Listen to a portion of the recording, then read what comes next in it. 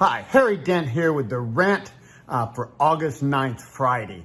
I'm doing this from my desk because my house is in disarray. We are painting the entire house inside and outside, as well as doing some other improvements. So this will be more casual this morning. Now, my favorite sign here currently, classic sign of a top, BlackRock, leading financial ETF firm, is coming out with a new NASDAQ top 30 ETF. They're applying for this. You might as well just call it the bubble index, because that's what it is. Basically, it is the top stocks in the NASDAQ and the S&P 500, but the NASDAQ tech leaning even more, that is driving this bubble. It's always the tech stocks that tend to bubble the most because they have the most great, long-term potential that you can project out forever. And that's what creates great bubbles, okay? So, this just already adds to the already over-concentrated markets that you do classically see at a top. So again, this is just another sign. I think there's an increasing odds that we have finally seen a top in the markets, and we've had a first wave down. It's been 5 waves down, which is good, but it's not at the magnitude yet. I mean, we really need to see 30-40% down in that first crash, like we actually did in 2022, and that ended up being a fake. That's rare, but the typical first crash out of a bubble like this is 28 to 42% in the first crash. So I think we're on the way. The XLK to SPY, that's the technology ETF to the S&P 500. That ratio is the highest ever, and that's a great way to mark speculation. So that's all the way where it was at the 2000 top. And remember, there's a difference in the tops we've had. The first bubble top was in early 2000. That was a tech bubble, much like, 25 to 29, okay? And much like we've seen here more recently.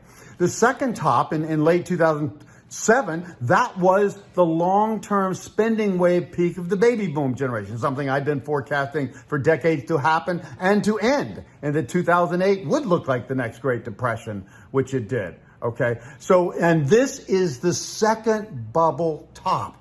These bubbles occur on a 45-year technology innovation cycle that I've uncovered, and the demographic tops occur about every 40 years. It's actually more exactly 39, 1928, 1968, and 2007. That was the natural top. Well, as we know, it's been anything but natural since then.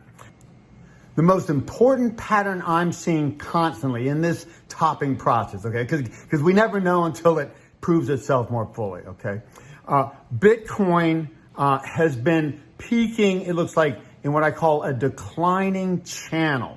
That means you're having slightly lower lows each time than the first low, okay, that came back in March.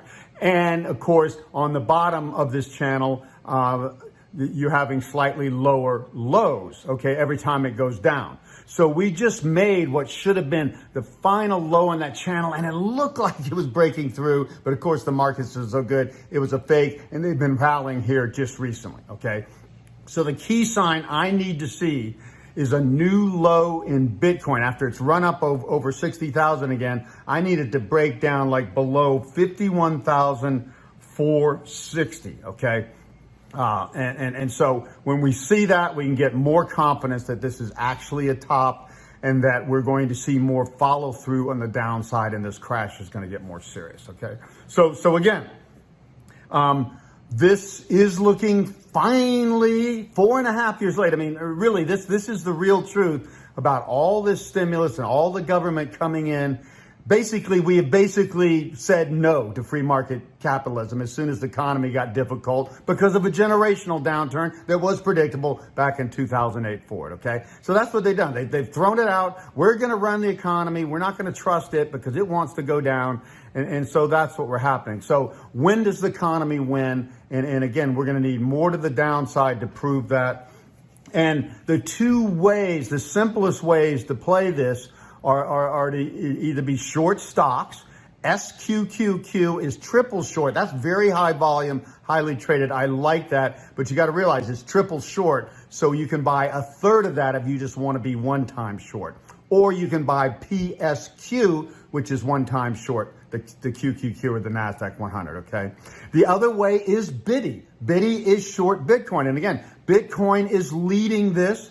It will go down the most, as it has in the past. It goes up the most, down the most. Everybody's trying to call it a safe haven. It's anything but, okay? So, but note, if you're going to buy Biddy, BITI, to short the markets or as part of your portfolio, it has the volatility similar to SQQQ. It's like being triple short stocks. So again, you have to use that sparingly as well. Okay, and this is a good time if you have a financial advisor to just talk to them and get clear. They're not going to want to do what you're doing, but if they can get on board, they can help you get kind of the right balance and stuff. But I think as soon as we see the next breakdown and new lows on the NASDAQ and new lows in Bitcoin, again, 51,460 is the biggest number I'm looking for. I think it's about 15,700 on NASDAQ. That's when it looks like this crash is proving itself, and we should see a lot more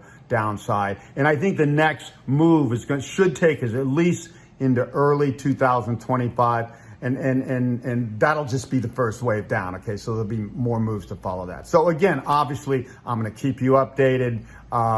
Be on your toes. It looks like this is finally happening.